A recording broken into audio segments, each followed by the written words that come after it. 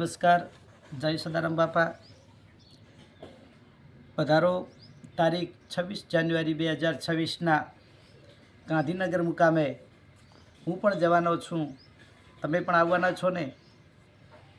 તો તારીખ 26 જાન્યુઆરી 2026ના સૂર્યાસ્ત પછી જ્યારે તારીખ 27 જાન્યુઆરી 2026નો સૂર્યોદય થશે ત્યારે આ સમાજ માટે એક નવું કિરણ લઈને એ સૂર્યોદય આવવાનો છે, એ નવો ઉદય થવાનો છે શિક્ષણનો.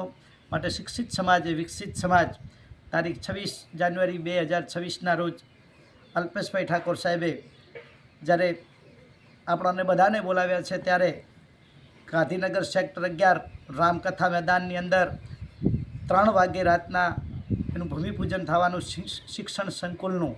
એમાં તમામને પધારવા અમારું ભાવભીનું આમંત્રણ છે. એમાં રાજકીય પાર્ટીના નેતાઓ હોય, કોંગ્રેસના હોય, આમ આદમી પાર્ટીના હોય, ભાજપના હોય, બધા આવવાના છે. સામાજિક આગેવાનો આવવાના છે, બીજા સંગઠનો સમાજના છે એ પણ આવવાના છે, અને તમામ ગુજરાતમાંથી ઠાકોરો પધારવાના છે. ત્યારે આવો આ શિક્ષણનો જે ઉદય થવાનો છે એમાં આપણે પણ બધા સહભાગી બની અને એક જે આ કાર્ય કરી રહ્યા છે એમને હૂંફ આપીએ. માટે તમામને વિનંતી છે કે તારીખ 26 જાન્યુઆરી 2026ના રોજ સાંજે 8 વાગ્યે અહીંયા નીકળવાનું છે અને 2 વાગ્યે ગાંધીનગર સેક્ટર 11 રામકથા મેદાનમાં પહોંચવાનું છે. 3 વાગ્યે એનું ભૂમિપૂજન શાળાનું સંકુલનું છે.